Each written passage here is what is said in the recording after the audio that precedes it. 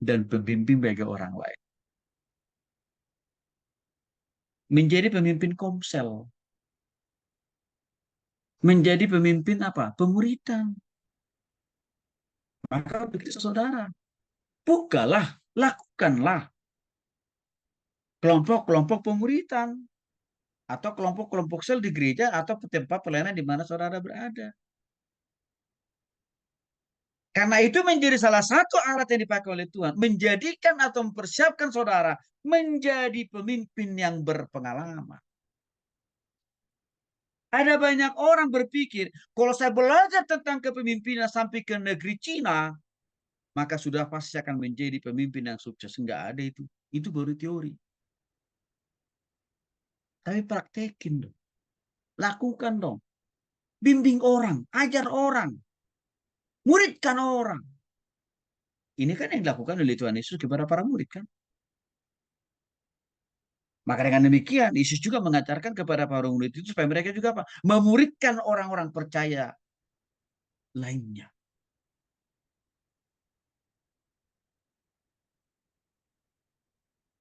Karena di dalam mentoring atau konsel itu menjadi laboratorium buat kita untuk apa? Mengarahkan orang, membimbing orang, mengajar orang. Bahkan, saya sudah jelaskan kepada saudara, di dalam kelompok-kelompok mentoring, komsel, pemuritan itu, kita punya potensi di sana apa? Memberitakan Injil kepada orang yang datang secara lebih terperinci.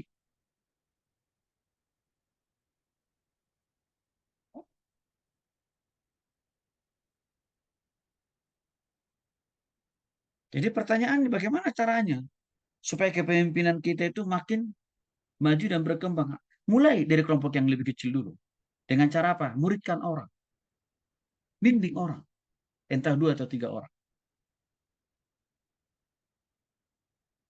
Persoalannya banyak orang maunya pingin jadi pemimpin besar, hamba Tuhan besar.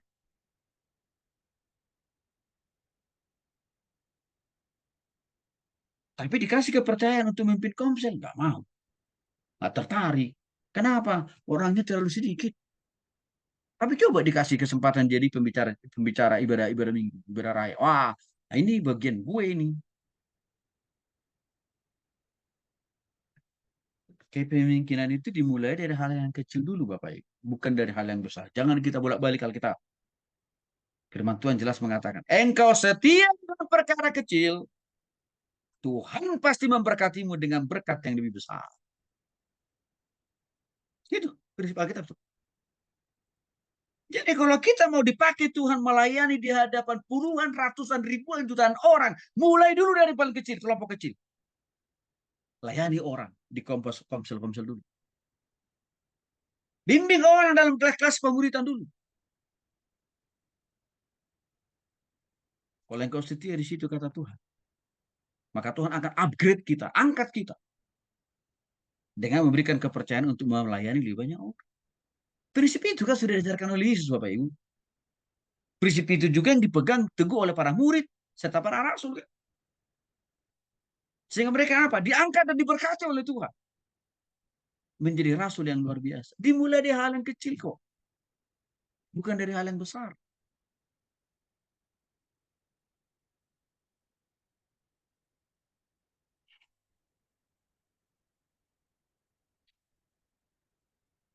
Maka Bapak Ibu dikasih oleh Yesus Kristus. Bagaimana caranya Pak Tony memulai jemaat? Ya mulai dengan penginjilan dan pemuritan selesai. Itu aja prinsip. Dan prinsip itu sudah dipakai oleh Tuhan Yesus dan teruji dan terbukti hasil. Bagaimana Tuhan Pak Tony mengembangkan supaya militansi, komitmen, dan kesetiaan jemaat itu terus-menerus bertumbuh dan berkembang. Bukan mereka.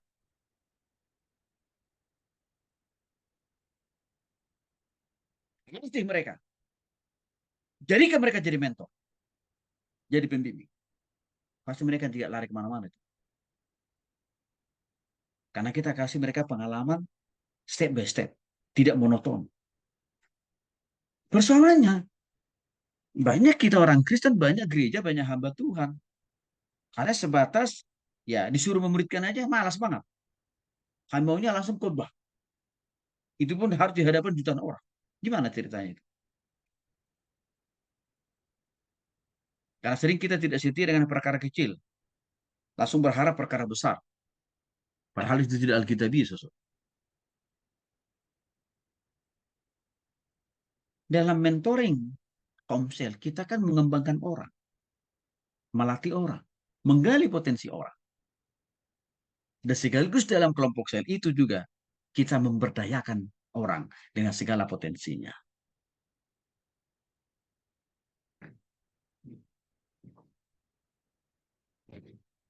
Kita ambil contoh Paulus. Dia memuridkan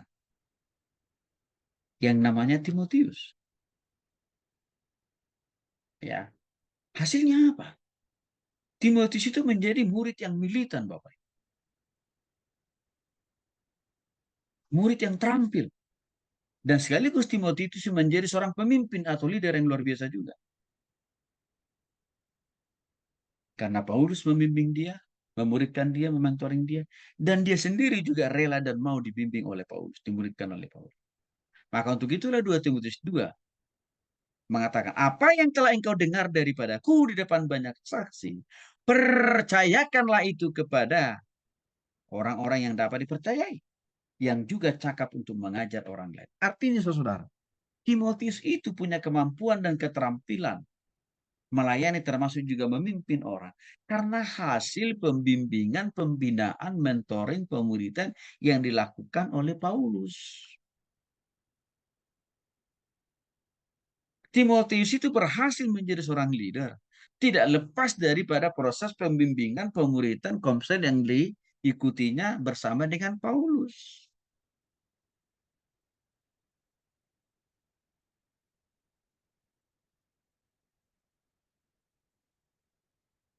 Itu kenapa mata kuliah kita ini saya kasih judul Teologi Pemuridan dan Kepemimpinan Kristen.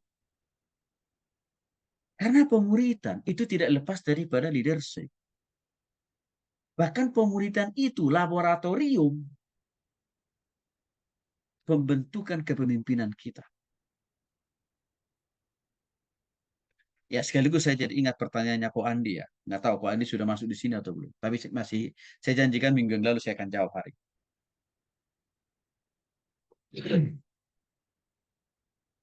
Jadi memang Bapak Ibu dikasih oleh Yesus Kristus. Tidak semua hamba Tuhan, apalagi gereja, komitmen dan konsisten lagi mempraktekkan pentingnya mentoring atau pemuridan atau komsel. Tidak semua. Maka saya tidak sembarangan mengatakan itu karena itu dialami oleh gerejanya Ko Andi kan gitu. Gereja-gereja lain juga sudah lihat tidak melakukan itu. Dan itu diceritakan oleh orang-orang yang saya mentoring, saya bimbing. Kenapa mereka ikut pemuritan atau komsel dengan saya? Karena mereka katakan di gereja kami Pak Tony nggak ada pemuritan Pak.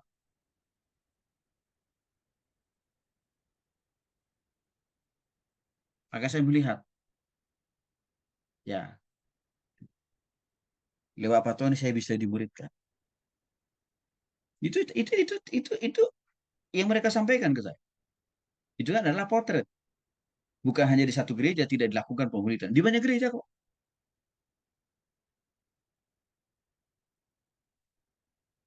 Jadi artinya apa? Strategi Tuhan di situ banyak ditinggalkan oleh gereja. Banyak ditinggalkan hamba-hamba Tuhan. Maka saya katakan, ya, lahirnya gereja baru itu bukan hasil penginjilan, bukan hasil pemuritan, tapi pemindahan jemaat gereja A ke gereja B. Itu yang terjadi. Atau hasil konflik, perang saudara, melahirkan gereja baru atau denominasi baru. Itu aja sebenarnya. Pengaruh bertambah banyaknya muncul denominasi baru atau gereja baru. Itu satu. Yang kedua begini, pertanyaan Kwandi mengatakan begini, kalau tidak ada pemuritan komsel di gereja, gimana? Apakah kita berdiam diri saja? Oh enggak dong. Matius pasal 28, 19 sampai dengan 20. Di sana tidak hanya dikatakan pergi memberitakan Injil, tapi juga apa? Muridkan orang. Jadikan semua bangsa murid, kan itu kan Bapak Ibu. Artinya apa? Komsel itu, pemuridan itu wajib dilakukan oleh semua orang yang sungguh-sungguh bertobat kepada Yesus sebagai Tuhan secara pribadi. Entah dia pendeta atau tidak, entah dia hamba Tuhan atau tidak, wajib perlu memahami melakukan misi Tuhan Yesus itu apa? Memuridkan orang. Jadi kalau pendeta kita, gereja kita tidak punya program pemuridan, lakukan aja Bapak Ibu. Bentuk kelompok pemuridan sendiri.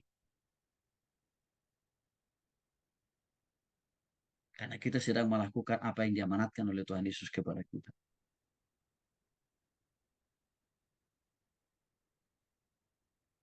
Tapi Pak Tony materinya kita nggak tahu ajarin materi apa. Saya sudah sampaikan kepada Bapak Ibu,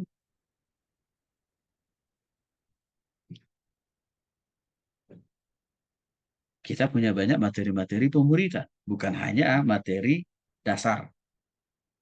Tapi materi-materi pemuridan di kita itu sampai ada 4 level Bapak Ibu. Itu kan saudara bisa pakai. Cara memimpin pemuritannya, misalnya gimana Pak? Saya udah jaringkan minggu yang lalu. Tugas apa, tanggung jawab apa yang harus dilakukan oleh seorang pemimpin komsel.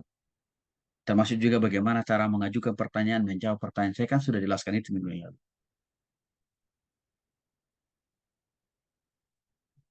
Jadi tugas pemuritan itu bukan tugas pendeta saja, tapi tugas semua orang yang sungguh-sungguh bertobat dan percaya kepada Yesus.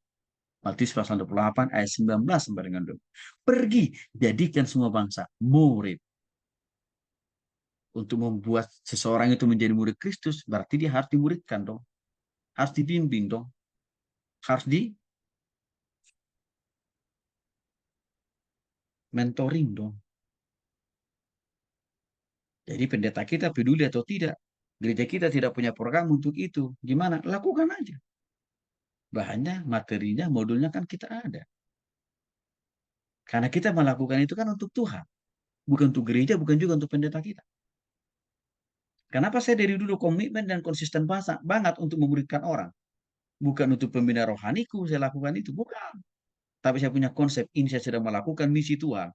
Matius pasal 28 ayat 19 sampai dengan 20. Pergi, jadikan semua bangsa murid. Lalu pertanyaannya, perlu nggak kita komunikasikan kepada gembala sidang kita bahwa kita ada rencana buat kelompok pemuritan? Tidak apa-apa, boleh. Tapi harus siap. Ada dua kemungkinan. Gembala sidang kita bisa saja menyetujui. Puji Tuhan kalau itu yang terjadi. Tapi bisa saja tidak menyetujui karena dia anggap itu jadi ancaman nanti di kemudian hari bagi dia. Yang mana mau kita pilih? Lakukan firman Tuhan. Yaitu apa? Memuridkan.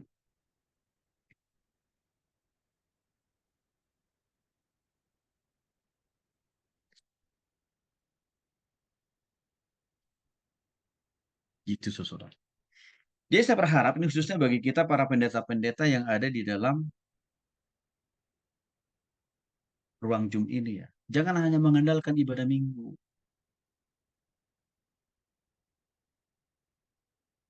Kalau hanya itu yang kita andalkan, itu nggak jauh beda seperti kita buka usaha bioskop. Tahu Bapak Ibu ya? Bioskop.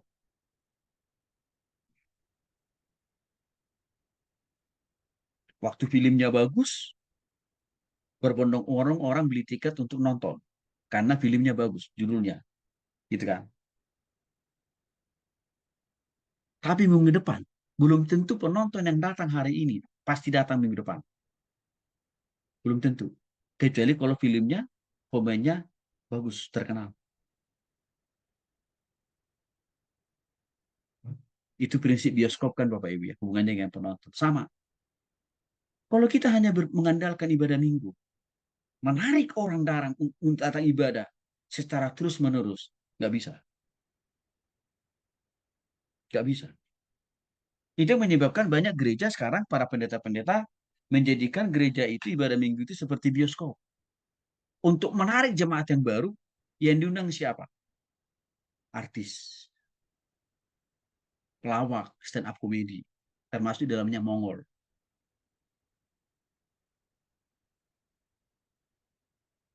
Datang orang itu.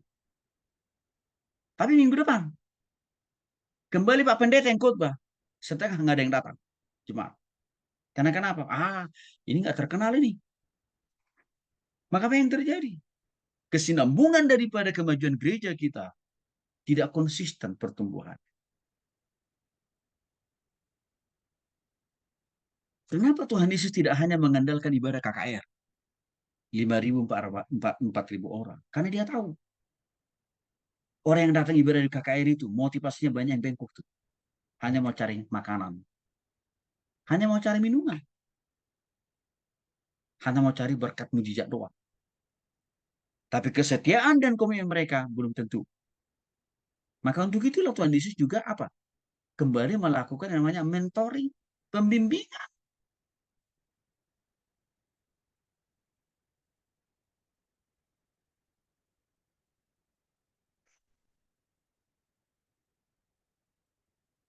Gitu. Jadi entah didukung atau tidak didukung oleh Pak Pendeta, komsel yang saudara buat, lakukan aja tetap. Karena saudara melakukan itu untuk Tuhan. Aduh, tempatnya di mana Pak Tony? Ngapain pusing-pusing? Pakai aja di rumah saudara-saudara. Saya pun juga dulu sama, saudara. Senior-senior saya, adik-adik saya tarik, saya ajak mereka ke kosan. Saya muridkan mereka di kosan. Gitu.